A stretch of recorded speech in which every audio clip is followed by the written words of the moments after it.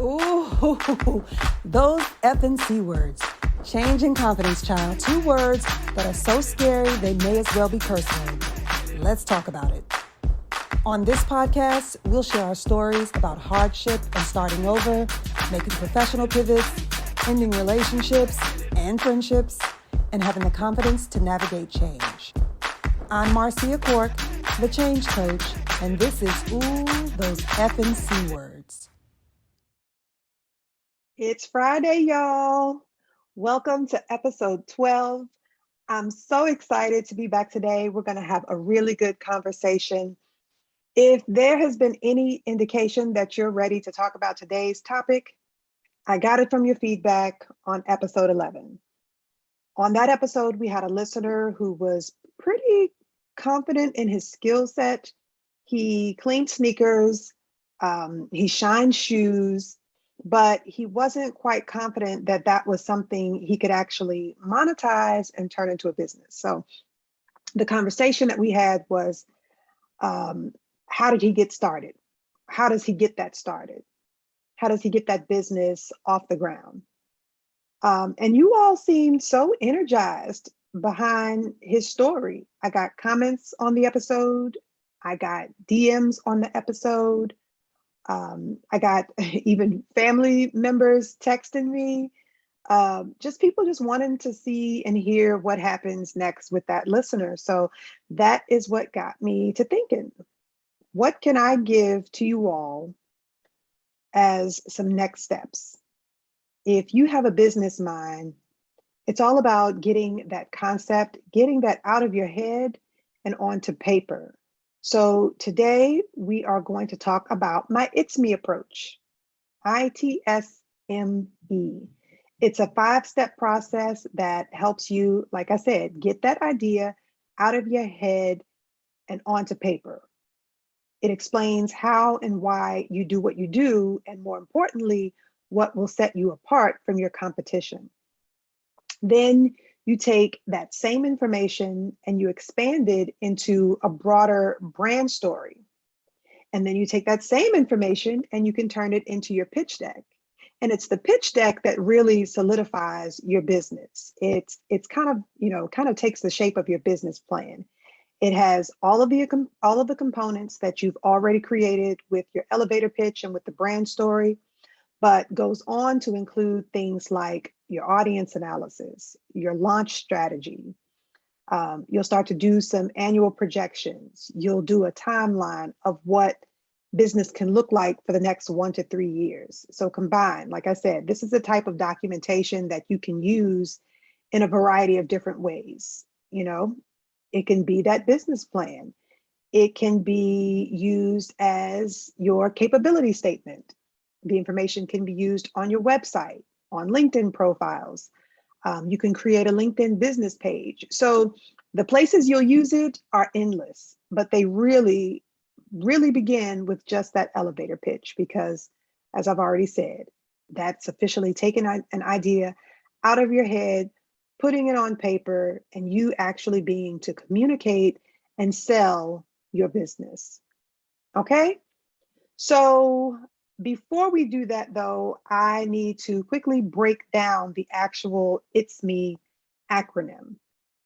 The acronym itself is memorable because it helps you remember that this pitch is reflective of who I am. It's me. So this is who I am, flaws and all. It's uniquely me. My story is unique. My business is your business concept may not be unique, but the way that you tell your story and how people remember your business, that will all be unique because it will be in line with the story you tell. And that's what helps your audience connect with you. So it really is a great place to start. So the I is your introduction, you telling me your name, maybe including a tagline. And it goes without saying, of course, that the I should be introduction, but you would be surprised how many people actually forget to say their name or say the name of the business. So we start there. The I is your introduction. Your T can stand for your testimony, your triumph, your trauma, But basically, I say it's your truth. It's, uniquely your story, your truth. So it can be any of those T's. I'll use them interchangeably, but basically that's where you're going to introduce your background, something about your past that brought you to the work and the business that you do today, which takes us to the S, your solution. So the S is where you offer up your skill set as the solution to a problem. Sometimes it's the solution that came out of your own problem. This evolved out of your truth.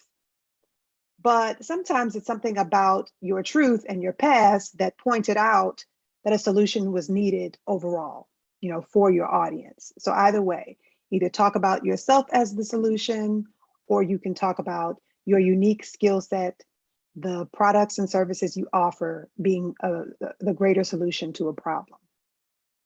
The M is mastery, how you're mastering your craft. So you're going to talk about your special techniques and your credentials here. And the mastery is important because today, I always like to stress that what we've done in the past doesn't necessarily dictate what we do in the future. Some of you are making a career pivot. We've talked about that. You're introducing yourself to a new audience, to a new industry. You're going to be, pitching and promoting an entirely new skill set. And you have to talk about that mastery because you still have to sell yourself and you have to prove that you're a subject matter expert. So you have to talk about what makes you a credible subject matter expert in this area of your pitch. Okay, so what are you doing today to master your craft? Sometimes it's that you've gone on to get some certification, some type of licensure. Sometimes you've gone on to get a degree, but in the absence of those things, because those things aren't always needed, you have legs to stand on if you are perfecting a skill set and really mastering your craft. So spend some time talking about that. And then the E is the actual effort itself, your expertise, your experience, the actual entrepreneurial effort. Just like the T, the E can be a variety of things. But basically, as long as you talk about your experience here or the effort, then your E is covered. All right, so that's the 5-step approach, I.T.S.M.E. And for that elevator pitch, it really looks like about a minute of speaking time. So that's about 85 to 100 words. Whereas for your brand story, you're going to expand that and it's going to be anywhere from 200 to 300 words. So probably double the amount of time, because with your brand story, you're going to give a lot more background and detail that takes up that additional time, a lot more insight into your truth, and perhaps a lot more insight into your mastery. All right. So we're not going to jump ahead yet. We're not going to talk about the brand story quite yet, and certainly not talk about the pitch deck yet, because this is the basics. Let's start with that introduction of sorts. So that elevator pitch. So today I have 3 great examples that I think we can dissect together in a reasonable amount of time. I'm going to point out the strengths in these elevator pitches, these introductions, but I'm also going to point out what I think is missing. And we'll see how the traditional elevator pitch, the elevator pitch as you know it, how it aligns with or is in contrast to my I.T.S.M.E approach. All right. All that coming up on today's episode. Ooh, those Effin C-Words. Change and confidence, child. 2 words that are so scary they may as well be curse words. Let's talk about it. On this podcast, we'll share our stories about hardship and starting over, making professional pivots, ending relationships and friendships, and having the confidence to navigate change. These are real stories and real people from my one-on-one coaching sessions and interviews that will keep us inspired or remind us that things could be worse. So what you hear are the truths, traumas, and testimonies that push us to become the solution instead of just waiting for one. I'm Marcia Cork, the Change Coach, and this is Oooh. those Effin C-Words. The fact that when you work one-on-one with a graphic designer, like you get something that's more customized. You work one-on-one with that individual. Something that a lot of times when you work with bigger firms or bigger companies or something like that, you're working with multiple people, and there's a lot of red tape and all that stuff. But when you work with a freelance designer, you have that one-on-one. You can do that back and forth and have that casual conversation, or that helps progress a project. Um, and that's big for freelancers, because obviously our biggest competition is maybe boutique firms or something like that, or even just bigger companies in general. Mhm. But that's really our niche, is that we, or at least how I sell it, is Mhm. that I work with the individual, build a relationship. Like, it's not just a matter of, oh, I want something pretty. Like, I work on talking with you to find out exactly what your needs are, and we address that, and all that stuff. So that's kind of like, I guess, what my pitch has been in the past, is just saying that that's the wonderful thing about working with a graphic designer one-on-one, Mhm. be it working on book layouts or editorial or anything like that. That's usually my go-to. Okay. So you're more of selling the experience that they're going to get working with one person, working with a freelancer, versus Yes, having a more complicated process and not having a point person if they're working with yes, with a like a a larger. bigger company, or even especially with now, with technology and all these websites, and like Fiverr's blown up, but like when they first came out, Fiverr was selling logos for like $5, but you were getting clip art, and then your Yeah. logo's probably going to look like somebody else's in Minnesota somewhere. So Yeah. that was another aspect of it, like really having something that's customized, that's yours, not just something that somebody just picked out of a book and said, oh, here's some pretty colors for you. Like, there's actually Hmm. strategy behind it. Okay. So do you find that it's more conversational? Would you say that you don't have something prepared because in those instances it's usually built around a conversation? You're going to follow or respond according to what they say? I find that it's more conversational, but I've also had it where I try to kind of work it in, like even yesterday, when I had the photo shoot. Um, like I try little tricks to kind of work in, like, to make it to make them kind of say, oh, wait a minute, are you a graphic designer? Like Like, you're talking about lighting and yeah, like I'll share my expertise, or I'll make a comment or something like that. So it kind of works in my favor, so that way I feel like it's more conversational, not forced. okay. um yeah. So how did that go? How did the conversation, how'd you work in that you were a graphic designer and sell yourself at the photo shoot? So yeah, like yesterday, I mean, I wasn't really pitching myself, but I did bring it up as, like, they were talking about, like, one of the models, like, she lost a button or something like that on her outfit. And she made the comment, she's like, oh, I lost a button. I was like, oh, they can Photoshop it in. Uh, And so normally, yes, everyone knows Photoshop, but then I took it a step further, and I said, well, you can do um the automatic save, and that'll do it for all her, because he was saying that she obviously, when you're doing a photo shoot, you're going to do like multiple pictures, but mhm, there's an option where you can do an automatic uh save for Photoshop. And so that's not something that's like privy to regular people. That's something that mhm. so that prompted him to say, Mhm. how do you know that? And I said, oh, I'm a graphic designer, and blah, blah, blah.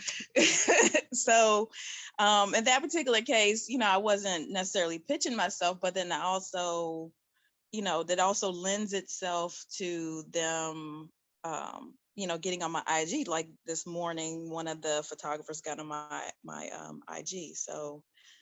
Um, so yeah, like last night wasn't a pitch, but it's still, again, like it still kind Mhm. of builds on to something possibly in the future. Yeah, that's a good approach. Okay, Yeah. awesome. All right. So as we can see, obviously, this is not a formal pitch. Okay. Instead, though, she's prepared to have a conversation with these somewhat pre-scripted talking points. So I like this example, and I think we can use it because in most cases, you won't run through your elevator pitch as one continuous, monologue. You probably won't always just say the whole thing outright. So this is a good example of how the elevator pitch transfers to conversations, to having these points scripted.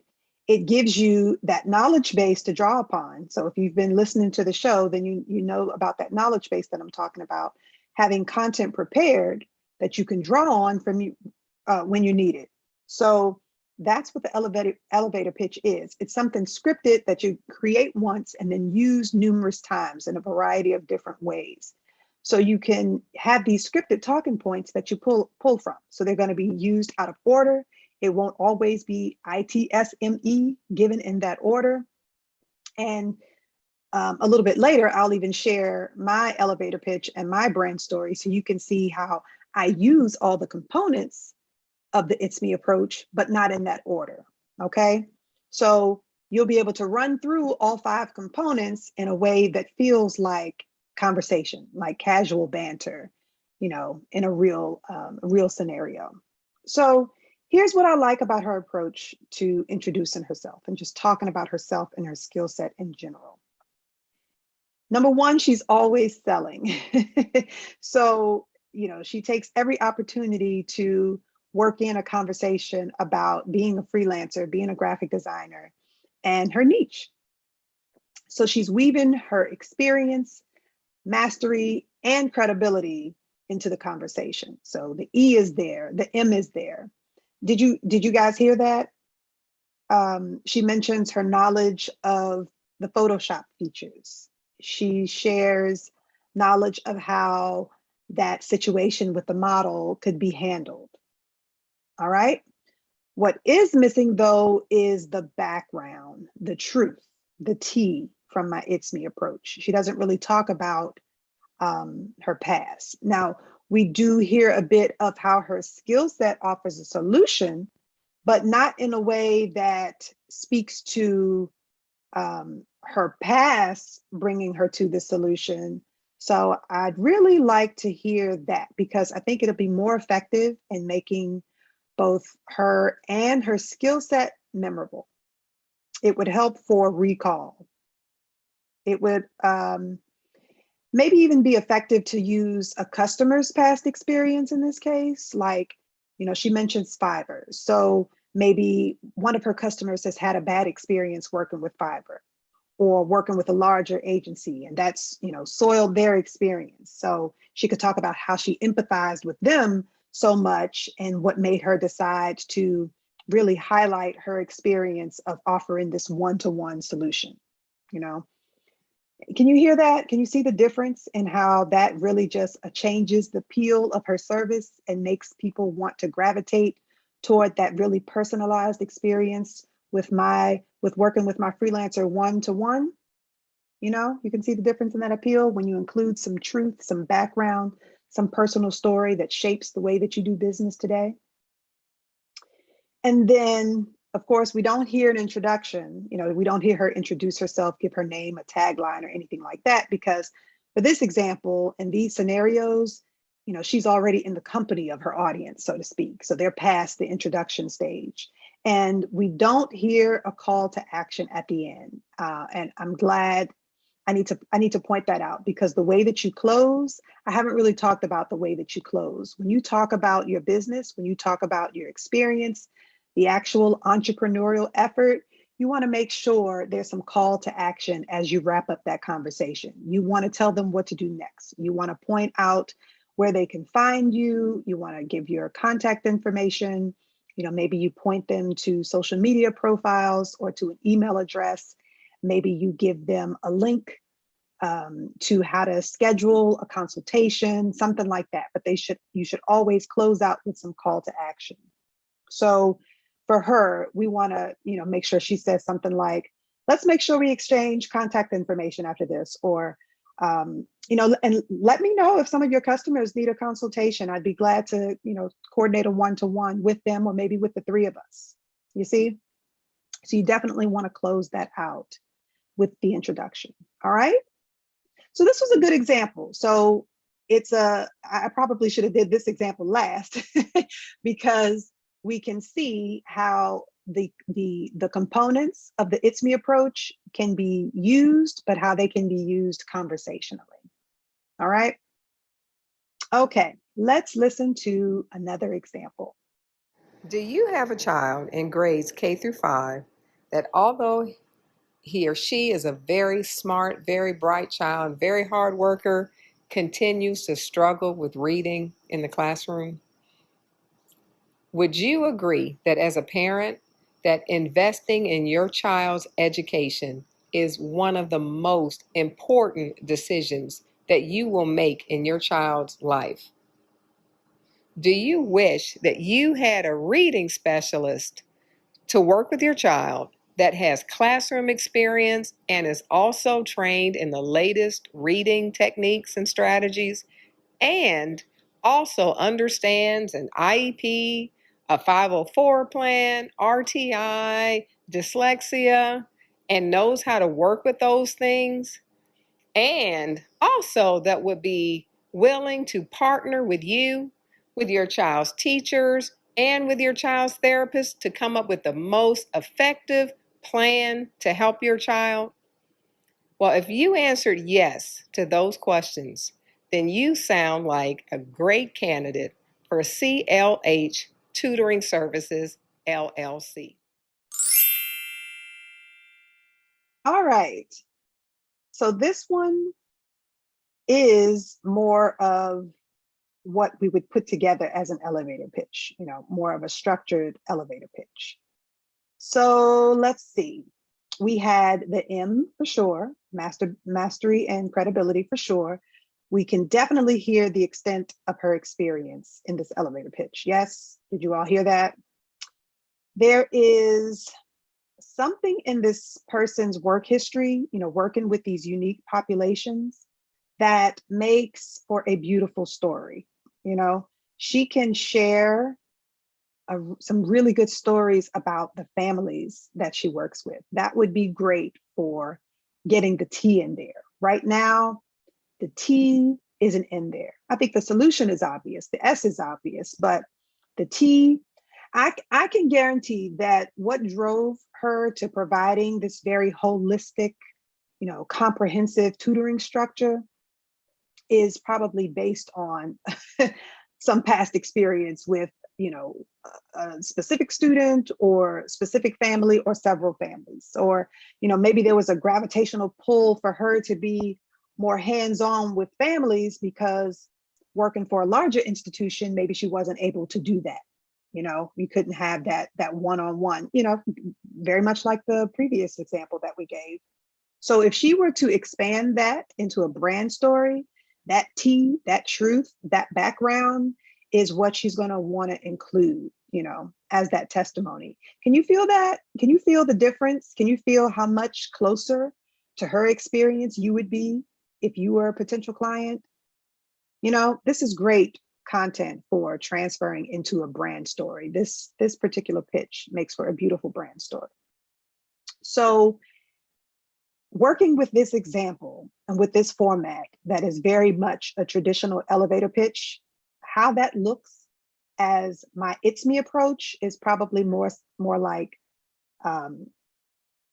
my name is so-and-so, You're going to give your name. And I'm a comprehensive reading specialist. I have classroom experience. I have specialized experience working with 504 plans, IEBs, cases of dyslexia. And several years ago, and you might, specify how many years, because that's also part of that credibility, telling us your credentials, how many years you've been in the business. So you might say, 7 years ago, while working in the public school system, I met a family. And then you would tell that family's unique story, that emotional story. And then you'd say, and that stayed with me. That experience shaped how I offer service to my clients. And now and then explain what it is that you do, what sets you apart from others, what sets your tutoring service apart from the others. And then, of course, you're going to close out with that call to action.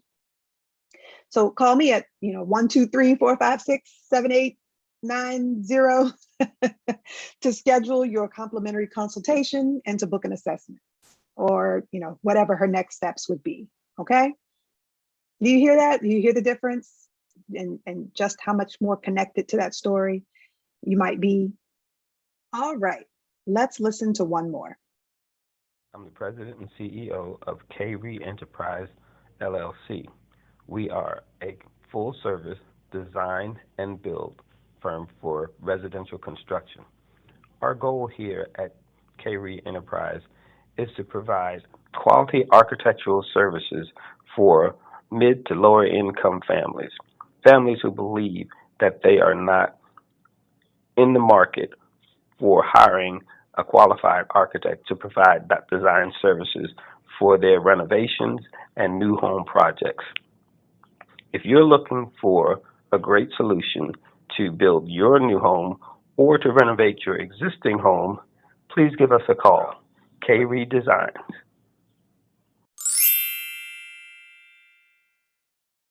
Okay, so introduction, check.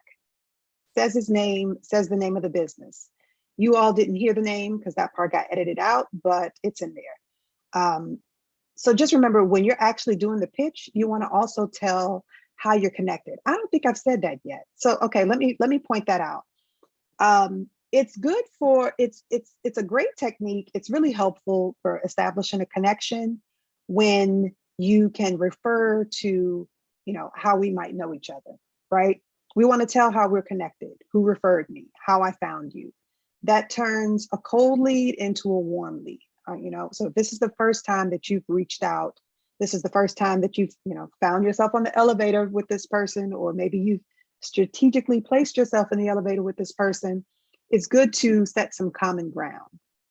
So, in this case, with construction projects, usually being referrals, it's very helpful to say, so here I am, I'm from K-Re Enterprises, so-and-so recommended me, that type of thing. So that's going to vary from example to example, or case from one pitch to another. But yes, try to create some common ground, try to refer to how we know each other, whether we went to school together, whether we were in a networking group together, that kind of thing. All right. So moving on. So we definitely do hear his E. We hear his experience and the actual enterprise. We hear a solution. We hear a solution to a very relatable problem, actually, that lower and middle income families feel, marginalized and don't have access to affordable design build options. I like that. But again, since this is a traditional elevator pitch, it's lacking that memorable emotional, the emotional pull and that appeal that his T, his truth, a testimony would give us. So, like in the other examples I've given, we need that relatable truth. So maybe there's something from his youth. If he came from humble beginnings, and he could see growing up the structural differences or the repairs that were needed in his home or in his community that he didn't observe in higher income areas, or in public buildings. And maybe that's how he was drawn to wanting to provide equitable design and build options at affordable rates, right? But how's that possible? How's that possible? So that can be his M, the mastery. How can he explain, how over the years he's found a way to keep rates down? How does he source differently? How and where do we get these cost savings? How's he made that possible? To, really spell that out would say a lot about his mastery and credibility. Okay, he should expand on that unique selling point in his solution and mastery areas. All right. And then, of course, we want him to close out with next steps, call or email me at, give the email address, give the phone number to, schedule my visit to your home, something like that, some call to action. Okay. So yeah, 3 great examples. And do you see how my technique differs from the traditional elevator pitch? Where there's room to offer detail and really persuasive appeal to, an otherwise just fact and feature driven elevator pitch. We're not doing that anymore. We don't want that. We can see how this truth and giving some background, talking about your past, how your past has brought you to where you are present day, and the work that you're doing present day, and how you offer a solution and how you're applying that solution to the future. This pitch, the brand story, all of that is really following a past, present, future format, right? What is it about my past that shaped the work I do today, and what am I going to do in the future, right? So this technique is effective because the more senses you engage, the more people remember you and the more they remember your brand. And the only way to do this really is by adding that background, because that background information is what activates the senses. So now we're talking about, sensationalizing. That's what this is. Can I now, from your story, can I visualize my youth and my personal experience as you tell this story? Okay, so from the examples that we give today, does it trigger a familiar smell that I remember, from the rundown corner store in my community? Can I feel the heat in my room that still needs air conditioning? Does your pitch trigger a memory? Is there a memory that I have of struggling while reading out loud? Maybe feeling self-conscious or feeling judged by a classmate. Okay, when our reading specialist is giving her pitch, can I see my child struggling in this way? Is it taking me back to my own youth, seeing myself struggle? So, this is how this all comes together. And remember, the T in this process, that's really the hardest, but it's the most effective because it's precisely what's going to make you more memorable, right? And probably as I was telling those stories, you were probably visualizing, or maybe did visualize as we, were dissecting these elevator pitches, having some memory. So the sensationalizing, that works. It is a very effective appeal. And again, you only get that by telling a story. So talking about that truth and giving a testimony, some insight into your past. Okay.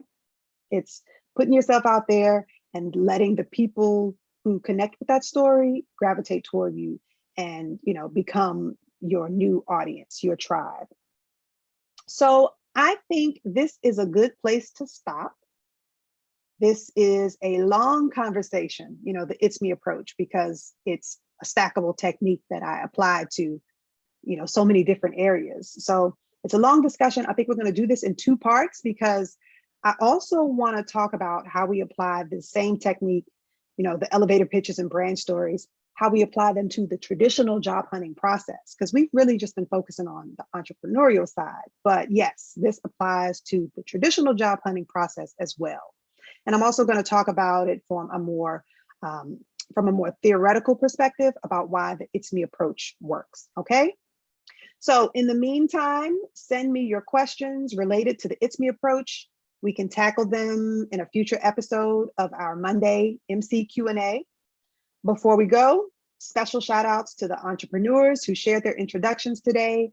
I'll include some contact information in the show notes. And that's a wrap. Happy Friday, everyone. Get that business out of your head and on paper this weekend with the I.T.S.M.E approach. And please reach out to me with questions. Let me know how this process is going for you. You can follow and DM me on Instagram and TikTok now at It's Marcia Cork. And you can email me at marcia@marciacork.com or click the link in the show notes to record that audio message I keep talking about. All right. See you on Monday, MCs. Bye.